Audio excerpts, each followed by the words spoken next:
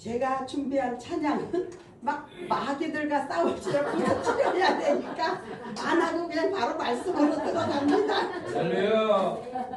분위기 깨면은 우리의 심령이 복잡할 것 같아요. 바울이 이제 우리가 그리스도인이잖아요. 그리스도인의 인이 영적 무장을 어떻게 해야 되나 그 말씀을 제가 준비했습니다. 바울은 그리스도인의 온유와 간용을 강조하였고, 바울은 자기가 금신케 할 편지를 쓰는 이유는 자신이 당한 모욕이나 비난에 대한 것이 아니라 고린도 교회의 실정을 예수 그리스도의 사랑으로 지도하기 위함이라 이 고린도 후서 본문 1장 10장 1절로 5절을 썼다고 사도 바울이 고백을 하는 것입니다. 네. 고린도 교인들 중에는 은밀히 교회에 들어와서 교인들을 미혹에 빠뜨리는 거짓 교사들의 영향을 받은 자들이 있었습니다. 네. 그들은 바울이 자신을 대할 때는 경비하나 떠나서 편지로 대면할 때는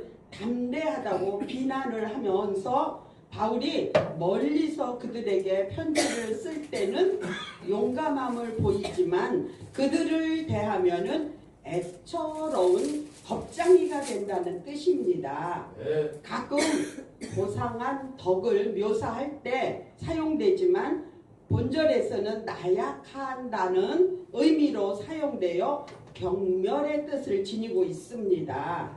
담대한을 좋은 의미로 사용되었지만 여기서는 비겁한 자가 위험이 없을 때 뻔뻔스럽게 잘난 체하는 모습을 보이는 의미로 사용이 되었습니다. 아멘. 바울의 대적자들은 바울을 향하여 항상 세상적인 기준과 동기에 따라 행동하며 철저히 인간적인 사고와 방법을 따라 행한다고 주장을 했습니다. 네. 고린도 교인들의 비난에 대해 자신의 개인적 권위를 지키게 하기 위해 본장을 기술한 바울은 나 바울이란 말을 사용하여 복수적인 형태로 말씀을 합니다. 네. 에베소 3장 1절에 이러함으로 그리스도 예수의 일로 너희 이방을 위하여 갇힌 자 된 나 바울은 아멘. 아멘. 아멘. 그는 자신에게 부여되어진 어떤 직책도 내세우지 않고 순수한 모습으로 자기를 비난하는 자들을 향해 답변을 하고 있습니다. 네. 자신의 직책과 위치를 따라서 자신의 인격이 판가름 날 수밖에 없는 세태 속에서 자신의 본연의 모습을 소개하기란 매우 힘듭니다.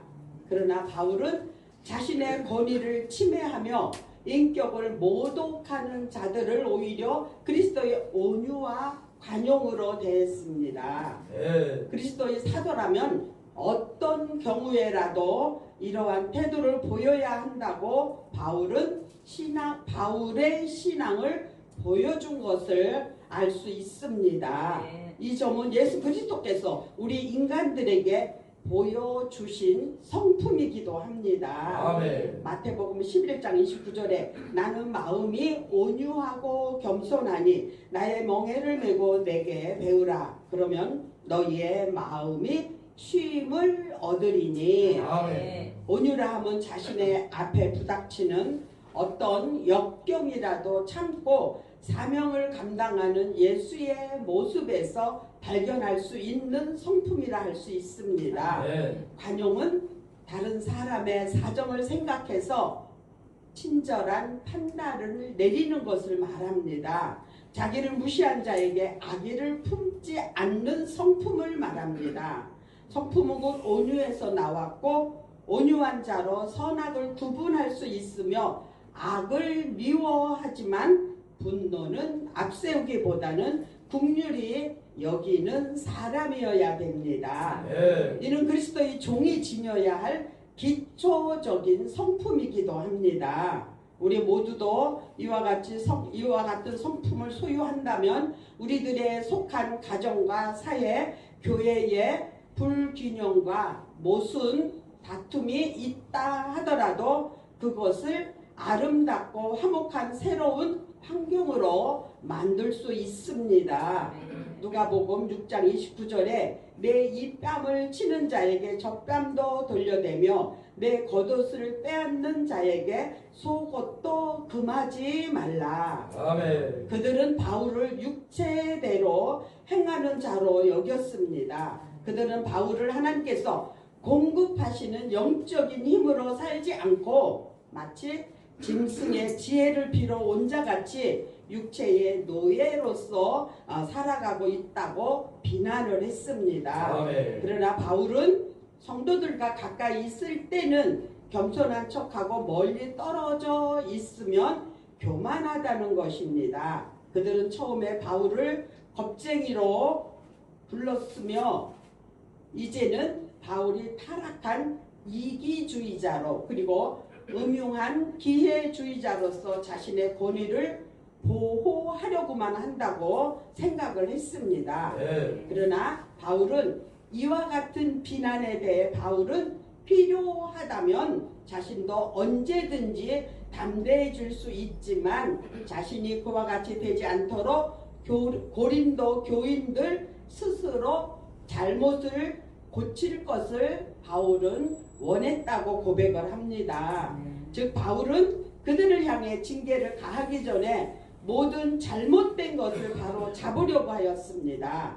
이러한 바울의 태도는 이제까지 그가 보였던 부드럽고 요청하는 자세와는 달리 단호하고도 공격적입니다. 이것은 잘못된 그들의 자세를 고치기 위한 방법이었습니다. 네. 그리스도인은 자기에게 도전해 오는 문제를 해결함에 있어서 어떠한 형태의 폭력도 사용해서는 안 되지만 악에 대하여 단호한 태도를 취하는 것은 절대적으로 필요합니다. 네. 왜냐하면 나약한 온유는 오히려 악의 행동을 방조할 뿐이기 때문입니다. 아멘. 바울은 자신이 비록 육체를 입고 있지만 육체대로 싸우지 아니한다고 말합니다. 자신도 인간의 연약성을 초월하지 못하며 제 많은 성품과 불건전한 충동 밑에 살고 있지만 사도의 직분을 수행함에 있어서는 결코 인간의 재능을 의지하거나 인간적인 목적을 위해 일하지 않았음을 강조하는 말입니다. 아멘. 하나님의 은혜로 구원받은 자라 할더라도 육체적인 목적을 위해 일하지 않았음을 강조하는 말입니다. 아멘. 하나님의 은혜로 구원받은 자라 하더라도 육체적인 소욕으로 인한 실수를 범할 수 있습니다. 아멘. 인간이 지닌 연약성은 동시에 한계이기 때문입니다. 네. 이 한계성을 인정하고 하나님의 도움의 손길을 강구하는 겸손이야말로 이 땅에서의 진정한 승리를 얻게 할 수 있게 해주는 원동력이기 때문입니다. 아멘. 이 세상의 삶이 험하고 힘들어도 하나님의 나라가 이 땅에 실현되도록 그 나라가 속히 바라는 마음으로 살아가는 삶이 곧 성도의 삶이라고 하겠습니다. 네. 견고한 진은 하나님께 대항하는 모든 악한 세력과 지적, 교만 등을 가리키며 하나님을 의하여 강하게 되는 것, 하나님 보시기에 강한 것, 하나님을 위해 강한 것을 의미합니다. 네. 바울은 인간의 재능과 능력으로 싸우는 것이 아니라 하나님에 의하여 되어진 하나님을 위한 초자연적인 능력, 진리, 사랑으로서 싸우는 것입니다. 아멘. 우리는 우리 속에 잠재해 있는 죄의 세력들을 우리 스스로 제어할 수 없을 뿐 아니라 네. 외부로부터 오는 제약의 세력들을 방어해낼 수도 없습니다. 네. 우리가 날마다 승리하기 위해서는 오직 하나님과 더불어 교제하며 그분께서 제공하시는 힘과 지혜를 소유해야 합니다. 아멘. 이 세상 사람들을 미혹하는 허황된 계변을 가리키는데 고린도 교회의 거짓 교사들의 계변을 가리킵니다. 네. 허황된 계변에 젖은 사람들은 자신들만이 이 세상의 진리를 모두 깨친 것처럼 교만히 여겨 하나님을 대적하게 됩니다. 아멘. 하나님의 능력은 이처럼 미혹에 빠진 인간들의 어두운 눈을 뜨게 하여 잘못된 이론들을 깨우치게 합니다. 네. 어리석은 인간들이 복음과 접하게 될 때 인간의 모든 사고와 사상들은 그 빛을 잃고 그리스도께 복종하지 않을 수 없습니다. 아멘. 바울은 십자가의 도가 멸망하는 자에게는 미련한 것이요 구원을 얻은 우리에게는 하나님의 능력이라고 말합니다. 아멘. 고린도전서 1장 18절에 기록된 말씀입니다. 우리가 인간의 지성을 절대적으로 무시하는 것은 아닙니다. 하나님의 강력은 인간의 지성과 감정마저도 지배하는 능력으로서 이 세상 사람으로 하여금 존재의 이유와 의미를 발견하게 하고 생각하게 하며 움직이게 하는 힘입니다. 아멘. 우리도 생각할 수 있게 하시는 하나님의 능력에 복종하며 그 뜻을 찾으며 그 뜻을 실현시켜 나가는 삶이 우리에게 원하는 것입니다. 아멘. 출애굽기 19장 5절에 세계가 다 내게 속하였나니 너희가 내 말을 잘 듣고 내 언약을 지키면 너희는 열국 중에서 내 소유가 되겠고. 아멘. 바울은 자신의 영적 싸움에 육체의 병기가 아닌 하나님의 병기로 사용하여 효과적으로 대처를 했습니다. 네. 육체로 자랑하며 육체로 병기들로 싸우려는 사람들은 실패할 수밖에 없습니다. 네. 우리는 학벌이나 문벌, 이론 등과 같은 육체적 병기들을 복음의 진리라는 하나님의 병기로 대처하여 싸워야 합니다. 아멘. 바울은 하나님께 권세를 받은 사도였음에도 거스리는 자들이 복종할 때까지 기다리고자 했습니다. 네. 법을 사용하는 것이 필요하지만 반드시 좋은 것은 아닙니다.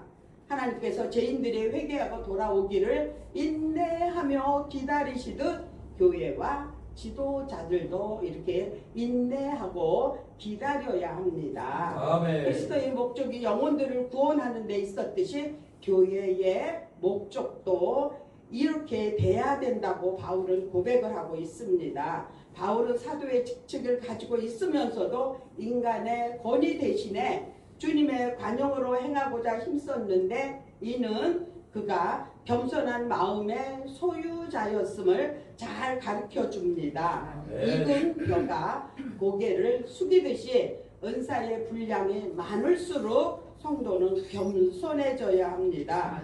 우리의 주님이신 그리스도께서 자기를 낮추고 겸손히 행하셨다면은 그분의 종이 된 우리가 어떻게 행하여야만 할 것인지 분명하게 드러나는데도 많은 사람들이 자기를 높이고 또한 나타내려는 유혹에서 벗어나지 못하고 있습니다. 아멘. 하나님은 언제나 겸손한 자의 편에 서시며 그들에게 은혜를 베풀어 주십니다. 네. 그러므로 성도들은 무슨 은사가 있고 어떤 위치에 있든지 마음을 높이지 말고 겸손히 행하도록 힘써야 하겠습니다. 아멘. 바울은 자신에 대해 불손하고 거스리는 사람들에게 분을 내거나 저주하지 않고 도리어 온유함으로 대했습니다. 아멘. 온유한 마음이란 부드러운 마음, 따뜻한 마음을 가리키는데 이것은 주님의 마음이기도 합니다. 네. 우리 속에 우리가 이렇게 부드러운 마음과 따뜻한 마음과 온유한 마음이 있는지 한번 점검해 보셨으면 좋겠습니다. 네. 지도자가 쉽게 노를 바라거나 분을 내는 것은 지도력을 발휘하는데 도움을 주지 못한다고 사도 바울은 고백을 합니다. 부드러운 마음을 지닌 사람이어야 삐뚤어진 영혼들, 그릇 행하는 사람들을 바르게 인도할 수 있습니다. 출애굽의 지도자 모세는 온유함이 모든 사람보다 더 승했으므로 주어진 책임을 다할 수 있었습니다. 아멘. 우리 모두도 이런 사람이 되기를 예수 그리스도의 이름으로 기도드립니다. 아멘. 아멘. 좋으신 하나님, 주의 은혜를 감사를 드립니다. 하나님, 사도 바울이 우리에게 원하는 말씀을 우리가 듣고 실천하고 행하고자 나눴습니다. 성령 하나님께서 생각나게 하고 행할 수 있고 감당할 수 있도록 성령께서 인도하시고 역사해 주시옵소서. 아멘. 감사하며 예수 그리스도의 이름으로 기도드리옵나이다. 아멘. 아멘.